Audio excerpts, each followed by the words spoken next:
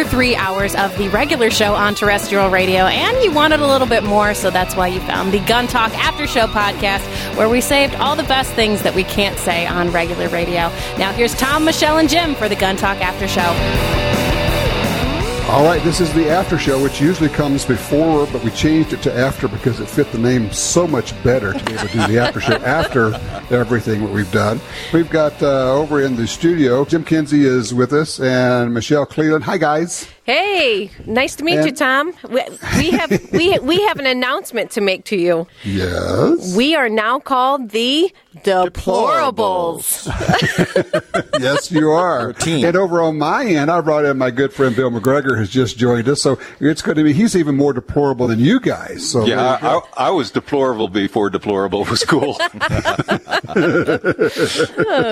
Bill, of course, is a veteran at Gunsight, been here many times. Also, just he's kind of a guy like the rest of us, a shooter, and used to live in People's Republic of Maryland, and then he came to your senses, didn't you? Yeah, well, sometimes you have to make sacrifices for commerce, but eventually we moved.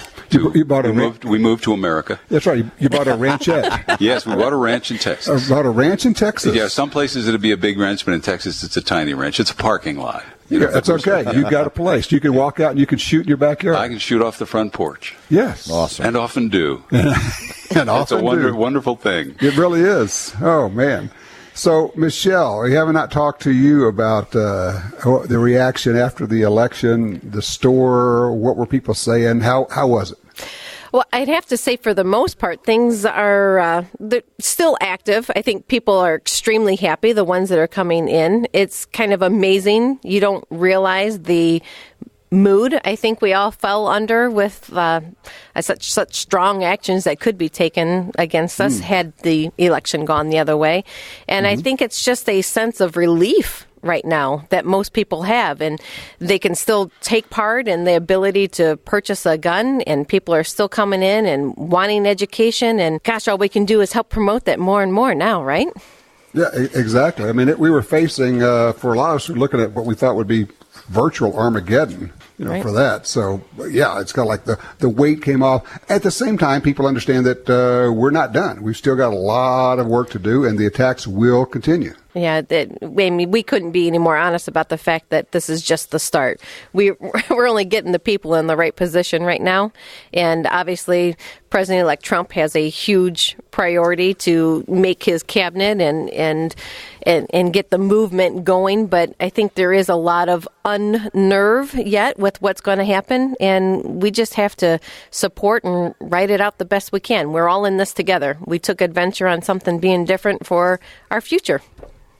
Yeah, as a gun store owner, what changes would you like to see? I mean, you've got to keep a lot of paperwork and stuff like that. What would help you? I have to say, I think one of the biggest things coming from the gun side of things and being a store owner is the, I guess, cohesiveness, perhaps, of the ATF working with the gun stores. We can call them and we can get some questions answered, but it's not always in a timely manner. But I think the threat and fear to every gun store owner is them coming on your door and saying, okay, here it is, bring me your books. Mm-hmm. I mean, it's just a threat. So I think cohesiveness, I think, between the two. Well, and if you had a feeling that they're not here to put you out of business. Yeah. Right. I mean, that's where every gun store person is, or anybody who has to maintain paperwork like that. I mean, it can be a distributor. It's much bigger than us. Sure. You're right. We're the last man. There was, I remember a friend of mine, his family owned a gun store, surplus store in Virginia. Down on the Potomac. You've been there with me, Tom. Yeah, I know which one you're talking about. And it's gone now. The property was too valuable, so they sold it. But one thing that happened was guys came in, suspicious-looking guys, and they were driving a car with Washington, D.C. license plates. And they know you couldn't, at that time, own a handgun in Washington. DC, right. And they came in, and they said they wanted to buy a handgun there, right? Yep. Okay, go ahead and take a sip of water then. I don't take a sip of water. Yeah, I'll cover for you while you're chugging that thing down. So these guys drive up. They're driving a car with DC plates on it. And it's illegal for them to sell them guns. And then they wanted to buy a couple. They were asking, they were being very dodgy. So the owner called up ATF and reported that. And they said, well, I'll tell you what. Go along with this. We know who these guys are and we want to get them. So I said, okay. So they went along and they processed the paper and everything. And when they came back for them, ATF was there or somebody was there. Some law enforcement was there and they arrested him. Mm-hmm. Well, the Washington Post reported that the ATF was able to bust an illegal gun purchase at this store one of these bad dealers. And he said, I couldn't say anything, but it's tough to act like the good guy and then be a bad guy. Yeah, good point. Excellent point. So, hey, we've got some callers here. People who have been on hold and they've been very good about this. So I want to get, on line 4, I believe it is. Mary's with us out of Medford, Oregon. Hey, Mary, thank you for your patience. Hello. Hey, I've been very concerned. What are we going to be able to do to ensure that once these changes that Trump makes for the better in guns and everything else are enacted, what can we do to ensure that they're not going to be eroded away as soon as the Democrats get back in power? It's a great question, Mary. Look, I appreciate you calling. The answer is there are a number of things we can do, and that is we have to maintain the majority. Yeah. Short of that, there's nothing, because no action by a Congress is binding on a future Congress. Right. Because you can pass a law now, and next year Congress can repeal that law or change it or override it or supersede it. And if Trump acts on executive orders, that can be undone by another executive order. Yes. Which is why the court, the Supreme Court appointments so crucial. That's so crucial.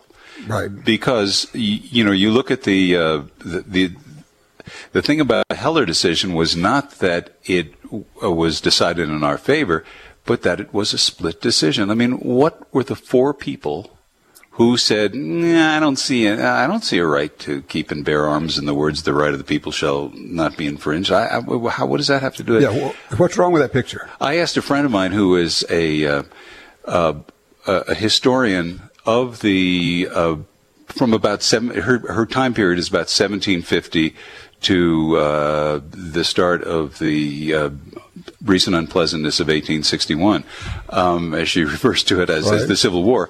And I asked her, I said, no, what about the Founding Fathers? Could they have meant anything other than an individual rights? And she said, no, I can't believe that they would never have thought that, and they never would have believed that anyone could have misconstrued them that way. That part's interesting. They would never believe anyone could misconstrue it, because the whole idea was the words "the people" are used several times. Yes, I think it's 5 times in the Bill of Rights. Yeah, and it always means individual. Yes. And so the right of the people to keep and bear arms shall not be infringed is pretty clear, unless you just don't like the idea and you're some kind of activist judge. So. Yes, and it means that individual, except in the Second Amendment, that they're doing that, which is illogical. And all right, this is an interesting one. Gail's out of Missouri on line 2. Gail, where are you going with this? I remember when back in the 60s, I used to run around biking, skating. Never had to worry about perverts and killers and all that stuff. And this was in L.A., downtown, okay? Mm-hmm. And the first time I've ever seen a pervert, I was 13 years old, and it was my teacher. And he tried to lure me in on the street. But I evaded all that. But I'm for the death penalty and shortening it dramatically. These people wouldn't be doing this stuff.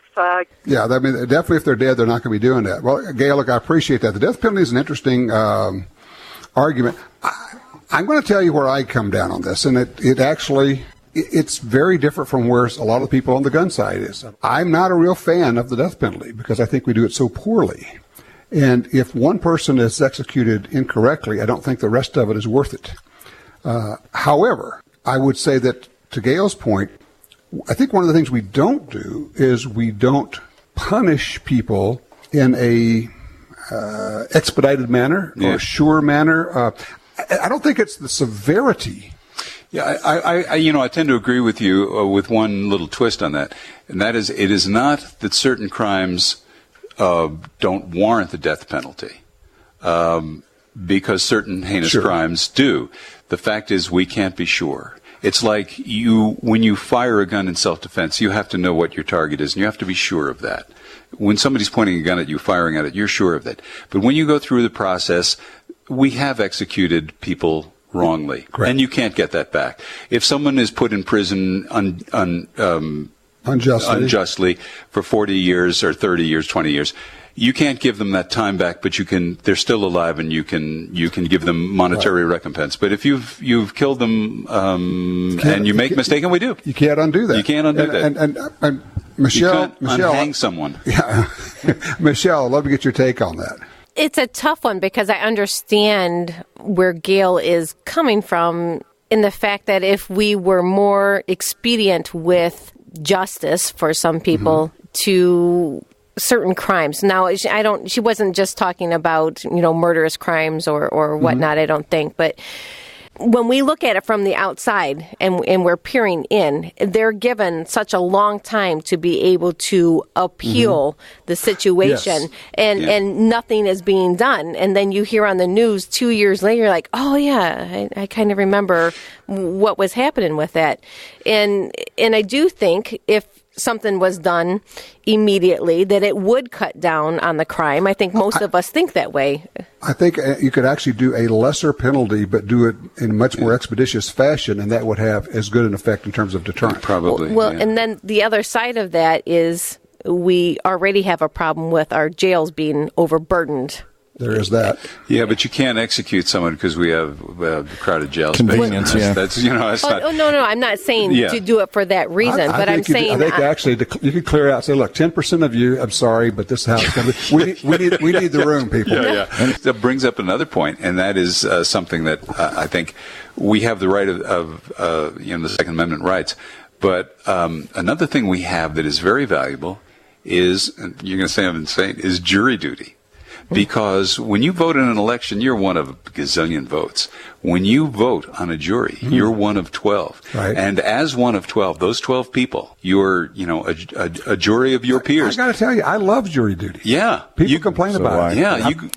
Because you can sit there and the full weight of the government can be brought against an individual, and 12 of his neighbors can sit there and say, no. Exactly. You could have the prosecutor, the DA, you got everybody says this is what we want, and if a majority of these 12 people say, no, we're not going to do that, they get to say no. That's right. That's pretty powerful stuff. It is. It's important. It's important, as is, because I look at it, all of these rights, they don't flow from the government.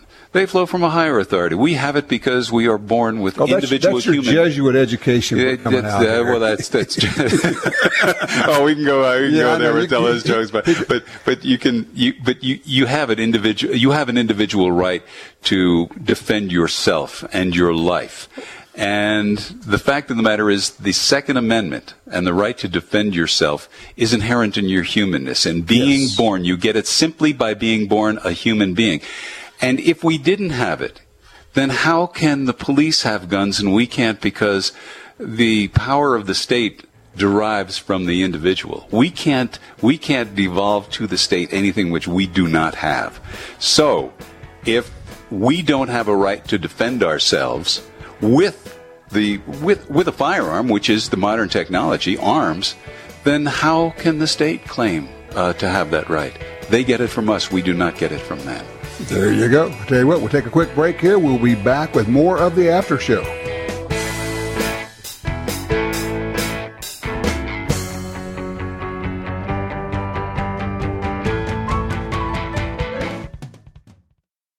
If you're a hardcore duck hunter, Mossberg has a gun for you. The new Pro Series shotguns were designed and built to be the most reliable, most durable semi-automatic duck guns anywhere. Rain, ice, snow, it doesn't matter. When the weather gets tough, these new Mossberg shotguns will keep the shot flying and the ducks falling. This season, don't leave anything to chance. Head to your blind with one of the new Pro Series shotguns from Mossberg. Great performance at a great price. Learn more at mossberg.com. Fans of Slip 2000 EWL gun lubricant will want to try EWL 30 this summer. The thicker EWL 30 sits up, migrates less, stays wetter longer, and will not dry out. Perfect for long-term storage. It also holds up better in hotter conditions while still providing the excellent high round count performance you have come to expect from the original EWL. Slip 2000. We're all about gun care. Learn more at slip2000.com.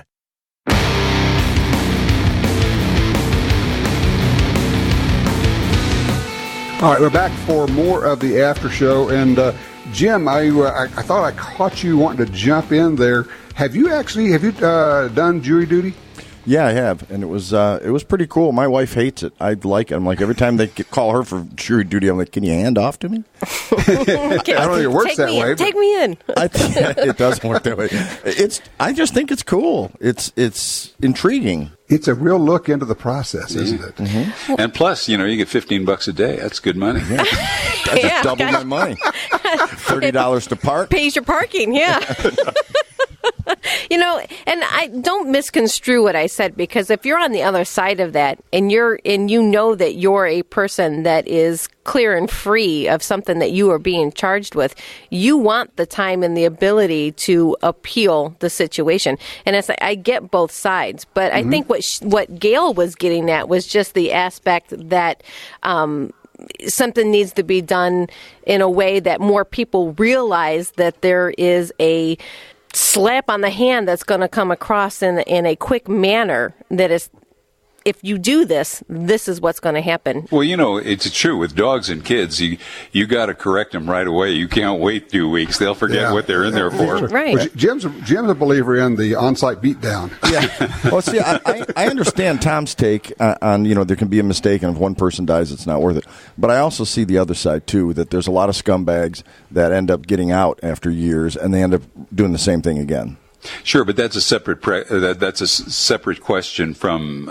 There's no question that some people belong in prison forever and ever and ever, right. Mm-hmm. And other people don't. Other people don't.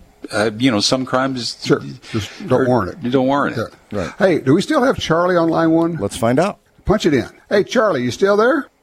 Everybody's very euphoric. I understand that, but I need to issue a word of caution. We can win it all on a national level and still lose it all in the states. Calling from Washington State, we've gotten skunked in 2014 and this year, not only on initiatives, but in who we were electing to the state Supreme Court and legislators. Biggest reason I can see is because we're waiting.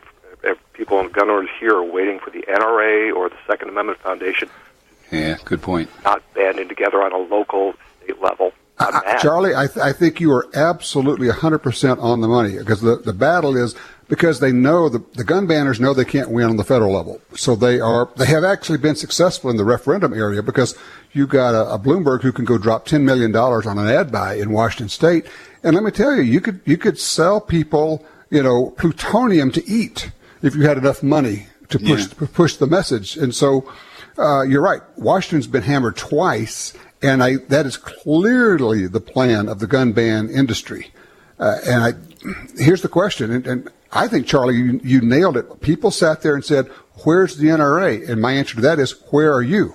Yeah. I mean, the NRA is just us, friends and neighbors. Yeah, we are the NRA. What have you done? Have you stopped eating lunch so that you can put that $5 a day toward this? Have you made the phone calls? Have you done, and they look at you like, But at the same time, when they go about pushing these laws into place, they go to very specific states to get this done. No doubt. Yeah. And, you could see the West Coast light up in the colors that it did with our election here. And there is no mistake about where they start with their means to an no end is what I'm going to say. I mean, it just comes in with what everything, all the waves from the oceans come into the middle of the country here. And, we saw that with the Northeast. We saw that with the West Coast. It's unfortunate.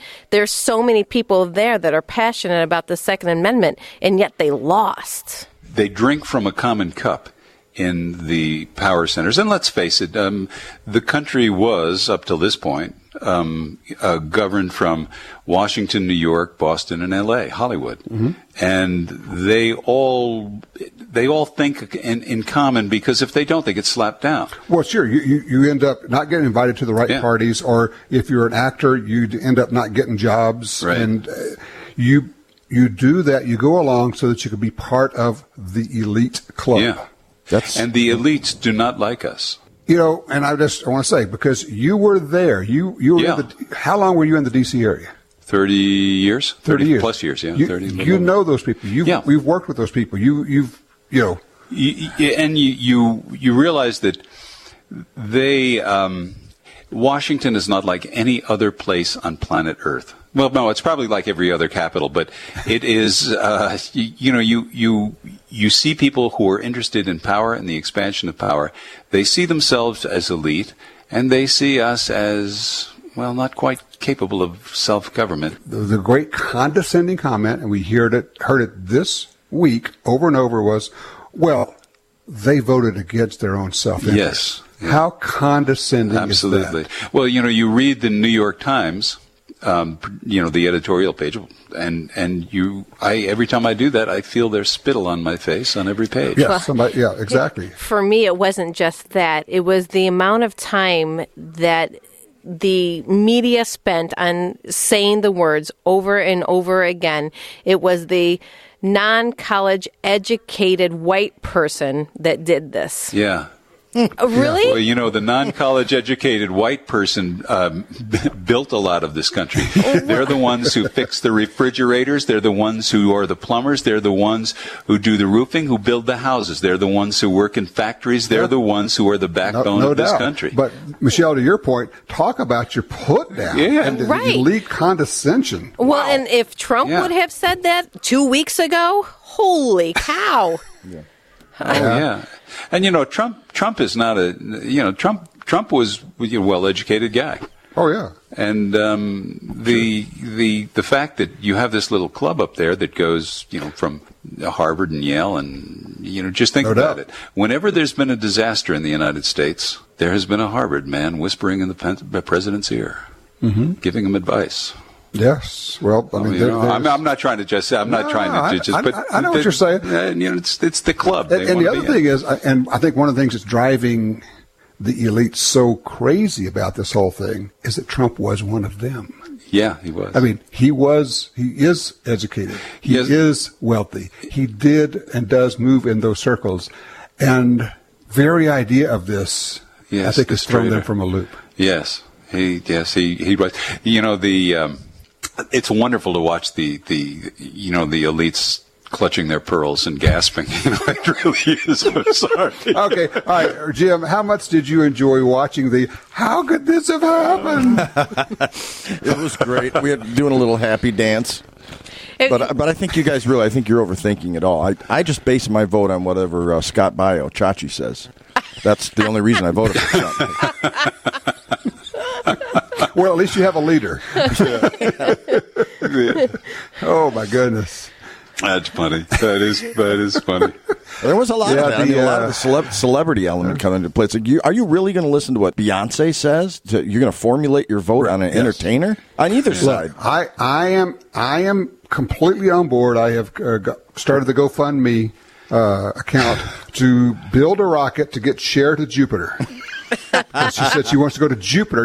Now we may not be able to get her there, but they tell me we will actually be able to get her to Mars in a few years. Well, as long as you get it out of Earth orbit, we're okay. Yeah, doesn't really matter where it goes after that. How about we send her up and then we send the oxygen 2 months later? Yeah, or just. No, I don't know. Yeah, never mind. I just say it ain't me, babe. That's right. Oh, that was good.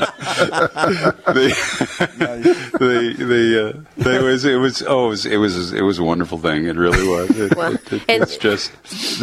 And Tom, to your point, this is not the time to be idle. This is the time to take part in your local states, your local conservation clubs, whatever it is. Get in there, get involved, and get your opinions out there. Help the movement keep going forward. This is a tiny step. And for those who say this is not, we really shouldn't gloat, give me a break. Of course we should gloat. We should gloat for about a week. Give it 7 days, and then back to work. And you don't have to rub people's nose in the face too much. But we can do our happy dance.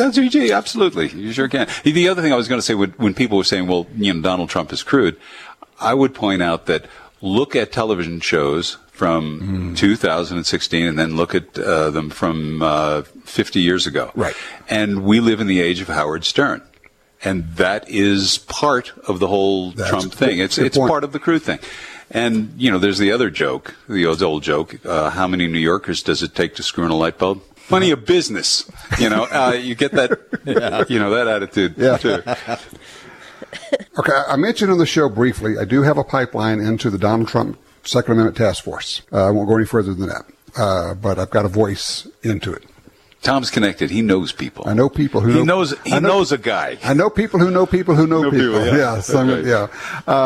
One of the things, there have been several things discussed, obviously reciprocity, but there are a number of things that can be done without the act of Congress. There are a number of things that can be done through executive order, through bringing in the head of ATF and say, let's have a little talk about how things are going to run from now on.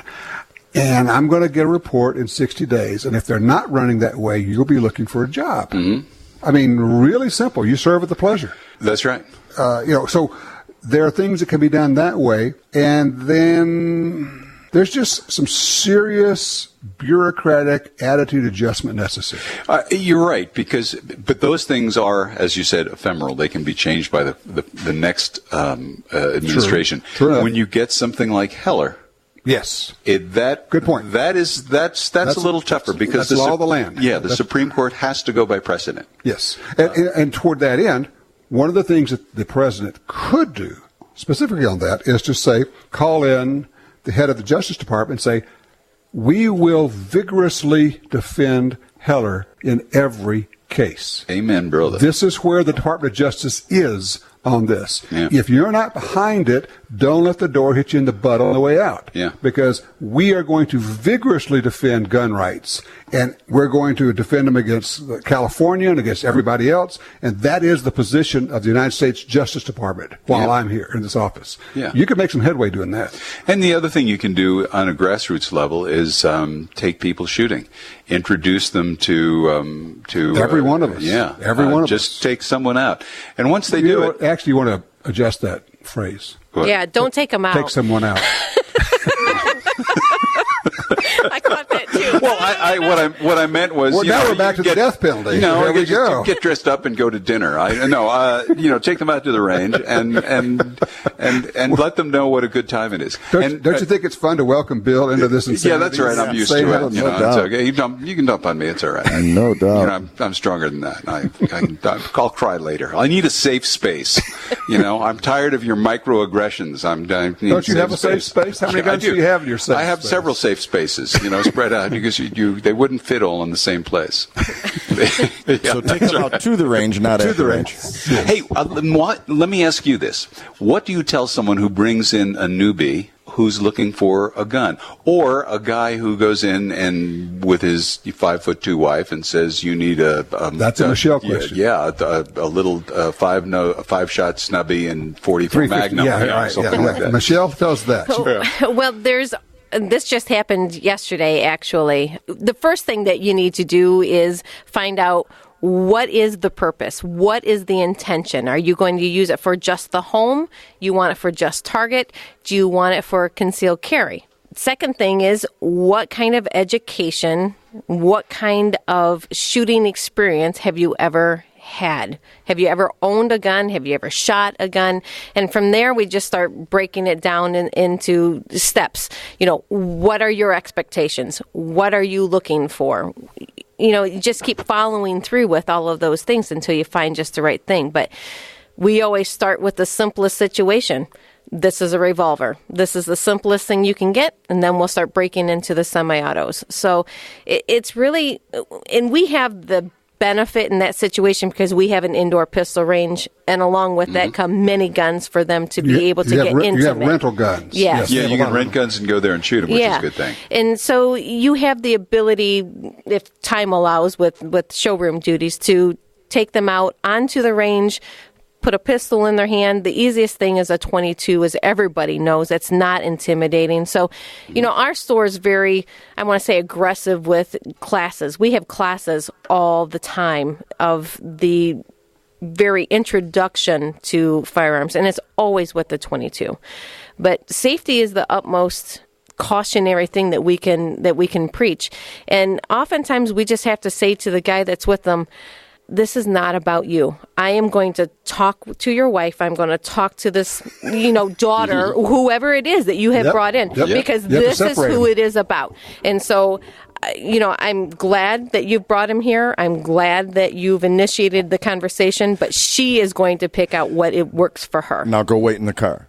Right. Yes. You go, Michelle. And some of them, you don't, and it's like, please don't take this wrong. I would love to sell a gun to you too, and hopefully you can understand where I'm coming from. But it isn't, no, she needs a 9mm. Well, maybe. Maybe not. Maybe. But give them a chance. My theory is buy one of each. Well, that can come but that's later. been our motto for years. We do that for years, yeah. Well, why do you want to buy this gun? Because it's there. Right. What is the biggest mistake a guy would make bringing his wife in, or his girlfriend, or his daughter, or his granddaughter, or stranger off the street? Running the situation instead of allowing them to be honest with what it is. And I there are times that two people come in, male, female. You can't just assume anymore that anybody's married or what the situation is. And there have been times when a male is persistent about the fact that she needs to get a gun, I tell you what, lots of times the woman will end up walking out of the store. And there have been times that they've walked out in tears, not because of anything a sales associate did, but because it's being forced upon them, and they are not mentally ready for that responsibility. They're not there yet. That's a really good point, because that is a big step for someone, particularly who has been inundated. It wasn't bad when you grew up. Everybody was watching cowboys, and all the good guys had guns. But now the common culture is that guns are bad, and only bad people have them. It's a big leap. It is a big leap, and we remember only a few years ago, Charles Schumer said, talking about Glocks, they're made only for evil purposes, and no good person would ever own one. And so you hear that all the time. It is a big step for someone to go, and I've gone through this with people, when they're buying their first handgun, particularly, their first handgun. It is a huge step. Once they get one and they start shooting it, then they're just as... And Michelle, I know that a lot of what you do is, when you're bringing them into it, you keep stressing that this is safe. We're going to do it in a safe manner. We're going to have safety. I mean, because that's really what they need to hear. It is that reassurance. And, we always, at least I always do, but our store does a very good job at trying to end the sale in a responsibility manner. Okay, you've taken your first step. Maybe they bought the gun on that first day. Maybe they've come back and tried a couple of different firearms. But now you have it. You're taking it home. Be honest about your training and be honest about how you store it, because those are your responsibilities now. This is no longer mine. You own this, so own it. Well, that's a pretty great way to wrap it up. And I think as we all kind of reinforce our commitment to all of this, get involved. If you don't belong to the NRA and some other groups, shame on you. You got to be a part of that. The point that we've talked about for years. If you really want to do something that inoculates people against this, take them shooting, introduce them to shooting, get them enthusiastic about it. I mean, that's the one thing that each of us can do. Yeah, absolutely. All right, Michelle, thank you so much. And, hey, congratulations on everything that you do. I mean, you're doing it one at a time and making a difference. Yeah. Thank you. And doing a good work. And Jim, I have to brag on Jim. It was a couple of years ago, Bill. Jim took on a personal challenge to introduce a new shooter to the shooting sports, one a week for a year. Wow. He got to 50. He made 50 in a year. That's something. And 50, that's 96. That's still an A. That's phenomenal. Yeah. Great on the curve. All right. Yeah, on the curve. You're on the top of the curve. Right out there on the tail. All right. You guys have a good week. Keep on smiling, and we can gloat officially till Wednesday. Okay? Yeah. And then we're back in the fight. So let's do it full time. I'm there. Gloat on. All righty. Take care, guys. Bye. Bye-bye. Well, that wraps up another Gun Talk After Show. But if you want even more gun-related stuff, don't forget to check out Gun Dealio. It's the app for Apple and Android phones that connects you to all the Gun Talk shows, plus even more. And we'll catch you next time for the Gun Talk After Show.